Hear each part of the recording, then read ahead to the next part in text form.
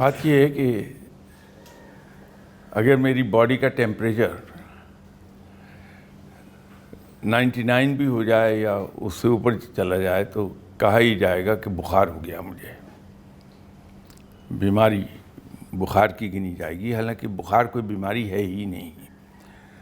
وہ تو سمٹمز ہیں کہ باڈی میں کہیں نہ کہیں انفیکشن ہو گیا ہے.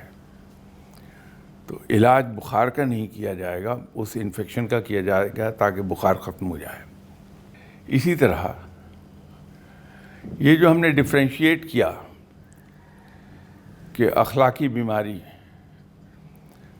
فزیکل ایلمنٹ اور روحانی بیماری، اصل میں روحانی بیماری جب لگتی ہے تو اخلاقی بیماریاں اس سے ایمٹ ہوتی ہیں. اگر میں جھوٹ بولتا ہوں عادتاً تو میں روحانی طور پہ بیمار ہوں اصل میں، اگرچہ سائیکالوجی اس کو عادت کا نام دے دے گی، لیکن در حقیقت روحانی طور پہ بیمار ہوں میں جو میں جھوٹ بولتا ہوں. میں اگر چوری کرتا ہوں، کیونکہ میرے جتنے بھی اعمال ہیں ان کی ابتدا میری سوچ سے ہوتی ہے. میں سوچوں گا، ارادہ کروں گا اور وہ کام کر ڈالوں گا. اگر میں روحانی طور پہ بیمار نہیں ہوں تو میری سوچ صحت مند رہے گی. تو اندر بیٹھا ہوا ضمیر جو ہے میرا، وہ مجھے اس سوچ سے روکے گا. فرشتہ تو کوئی نہیں آ کے روکے گا، وہ تو آزادی دے دی اللہ نے مجھے، لیکن میرا ضمیر مجھے روکے گا کہ میں ایسا کیوں سوچتا ہوں. آپ سب بھلے لوگ ہیں، اکثر و بیشتر جب آپ کے ذہن میں کسی کے بارے میں غصہ آتا ہوگا تو اندر سے ایک آواز اٹھتی ہے کہ زیادتی کر رہے ہیں. ٹھیک ہے، وہ بھی میری طرح کا انسان ہے، غلطی ہو گئی، کوئی بات نہیں. تو وہ اندر سے ٹھیک ہوتا ہے انسان، کیونکہ روحانی طور پہ تندرست ہے. یہ جو سوچ کے بارے میں زور دیا جاتا ہے کہ انسان کی سوچ مثبت ہونی چاہیے. اگر سوچ میں کہیں کجی آ جائے تو تمام بیماریوں کی جڑ وہ سوچ کی جو فالٹ ہے وہ بن جائے گا. تو سوچ اگر کسی انسان کی صحت مند ہے پھر دوسری بیماریاں اس کو لاحق نہیں ہوتی.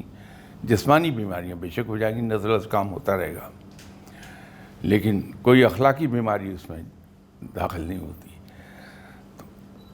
فقیر لوگ اس لیے ایک چیز پہ زور دیتے ہیں، وہ ہے کہ سوچ پازیٹیو رہے.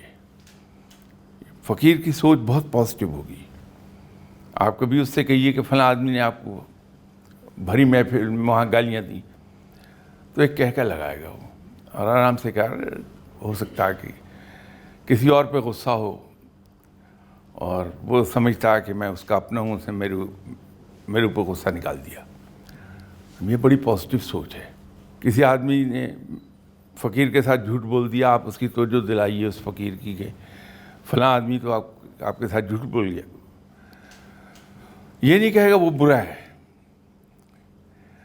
وہ یہ کہے گا مجھ سے کہاں کوتاہی ہوئی، میرے رویے میں کہاں فرق ہے جس نے اسے مجبور کیا اس بندے کو جھوٹ بولنے پہ.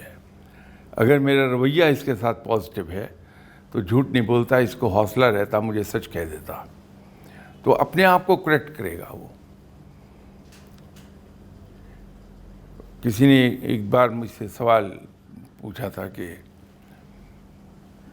فقیر بہتر ہوتا ہے یا ایک اچھا انسان؟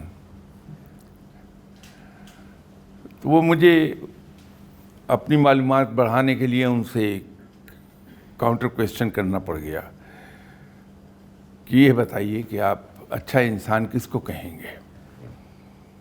تو انہوں نے وہی تمام چیزیں بتائیں جو ایک فقیر میں ہیں. فقیر معاف کر دینے میں یقین رکھتا ہے، اور وہ معاف بھی کیسے کرتا ہے کہ دوسرے کو قصور کرنے سے پہلے ہی معاف کر دیتا ہے. اتنا اس نے اپنے آپ کو ٹرین کیا ہوا ہوتا ہے. اب یہ انتہائی اعلیٰ درجے کی اخلاقی خوبی ہے. کسی کی فالٹ پر اس کو وہ بلیم نہیں کرتا، سب سے پہلے اپنے آپ کو دیکھتا ہے کہ اس نے ایسا اگر کیا ہے تو اس نے کیوں کیا، مجھ سے کہاں کوتاہی ہو گئی۔ جو اس کو یہ ضرورت پیش آئی کہ وہ جھوٹ بول دے، چوری کر لے، مجھے دھوکہ دے دے، دغا دے دے، تو اپنے آپ کو دیکھتا ہے۔ یہ جو خود احتسابی ہے انسان کی، کہ قصور دوسرا کرتا، دیکھتا اپنے آپ کو ہے کہ اس نے ایسا کیوں کیا، میرے اندر کیا خامی تھی، یہ روحانی طور پر انسان کو بلند کر دیتا ہے۔